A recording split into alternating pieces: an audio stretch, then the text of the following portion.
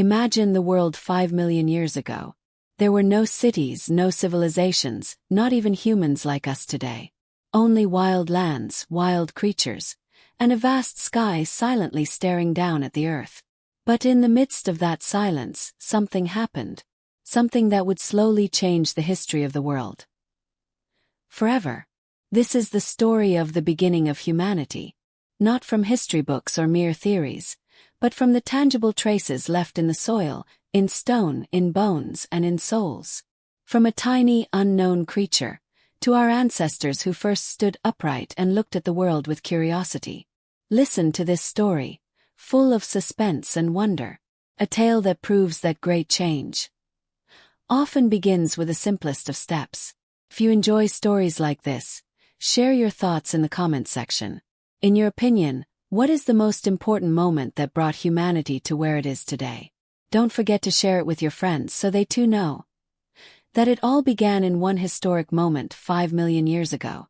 5 million years ago, there were no maps, no national borders, and no humans as we know them today.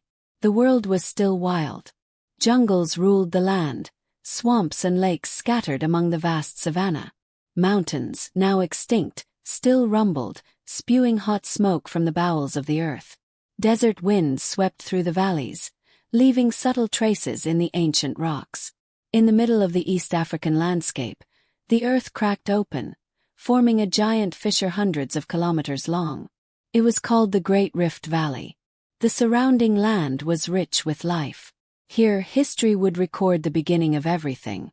But no one knew yet that in this silent place, nature would slowly write the destiny of humanity. Among the bushes and low trees, small creatures lived in silence. They were not apes, but they could not yet be called humans. They walked on two legs, though still clumsily. Their hands were free, though they did not yet know for what purpose.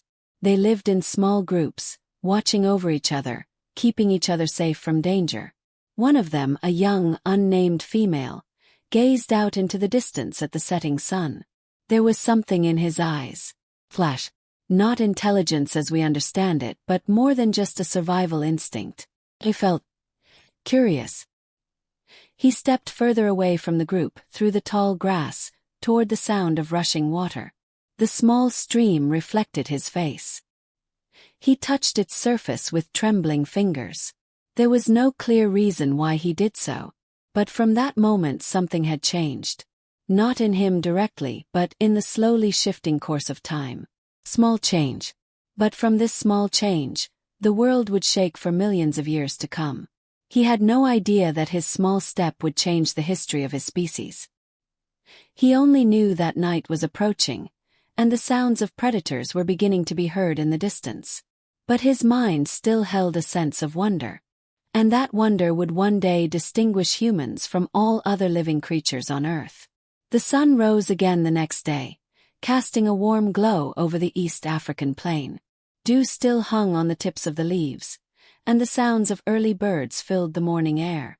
Behind the thicket, the small group began to move about, searching for food as usual.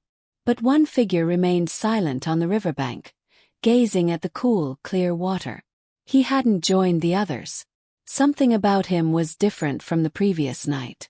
When the others quickly left after drinking, he remained. His eyes scanned the small stones on the riverbed. Some were shiny, others jagged. Suddenly, he grabbed one of the flat stones and rubbed it against a dead tree trunk. There was no specific purpose, but the movement just happened. The stone broke the bark. Slowly, sharply, he repeated it, over and over again. His hands and eyes began to work together. From there a strange sensation arose. He couldn't yet call it satisfaction, but a strange urge that made him keep trying. Meanwhile, far from the group, a large savanna cat lurked from the dry grass. It was hungry, and he knew that the group of bipeds often let their guard down. But that day, when he leaped to attack, it wasn't a mass of fleeing, panicked bodies that he attacked. The first to notice him was the young female, now clutching a sharp stone in her hand. Her reflexes were slow, but enough to graze the predator's leg as it lunged. Instantly a scream echoed. The group fled, but not in all directions. They stayed close. They turned to each other. Their eyes radiated not only fear, but also a recognition of something. A possibility that they could fight back. That day no one truly won. But the scratch on the predator's leg was proof that something had happened. Not just a battle between the weak and the strong, but the birth of a new awareness. That tools could extend hands. That inanimate objects could become weapons. And that brains, not muscles, were the hope of the future. Evening was approaching. The young female now sat under a tree, clutching her sharp stone. She had no idea that she had just created the first milestone in the long journey of her species. A simple milestone, but a very significant one. For this was the moment when evolution took place not only in the body, but began to extend to the mind. Time marched on. Year after year, century after century. Through thousands of summers and rainy seasons. These two-legged creatures survived, evolved, and changed. They were no longer simply surviving. They began to recognize fire, to store memories, to convey feelings through sound, gestures, and even marks on the ground. One misty morning, a baby was born from the womb of an adult female. It was small, fragile, but its eyes shone ever more sharply. It grew within a group that now knew a strong bond. They not only walked together, but they shared food, cared for the sick, and even nursed the wounded. They had learned empathy. The baby grew, and like its ancestors, it too looked out at the river. But now it was not alone. It held the hand of its mother, who had once wounded a savanna cat with a stone. She was old, but her eyes still held the curiosity that had once changed history. On the other side of the mainland, other groups began to emerge. Some learned to carve stone into hunting tools. Others began to build shelters from sticks and mud. At night, they sat around the fire, gazing at a light they never fully understood, but which always brought them comfort. Evolution isn't an explosion, but a slow-burning ember. With each generation, small changes accumulate. Fingers become more agile. Facial muscles more expressive. Brains larger, more complex. And at some point, without anyone realizing it, they ceased to be ordinary creatures. They became prehistoric humans. Not just in body but in soul. Humans who could remember the past and imagine the future. Night fell again over the savannah. The stars lit up the dark sky, like thousands of eyes watching the world from above.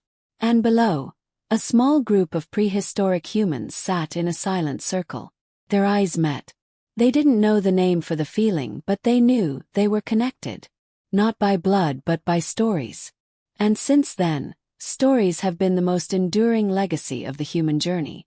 From the first stone grasped by a fragile hand 5 million years ago, to the light that now illuminates the world, it all began with one small step.